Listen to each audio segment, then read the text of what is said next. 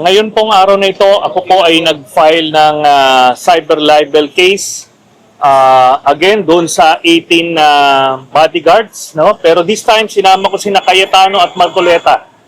Ito ay ukol doon sa kanilang Rogue Blue Ribbon Committee hearing na ginawa nila. At because of that, wala silang parliamentary immunity.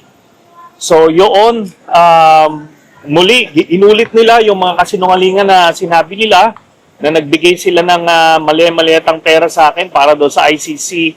Hindi po totoo yun, kaya bawat salita, bawat okasyon na sasabihin nila yung kasinungalingan na yun, magpa-file po ako ng kaso sa kanila. Sir, bakit kasama na po yung dalawang senador?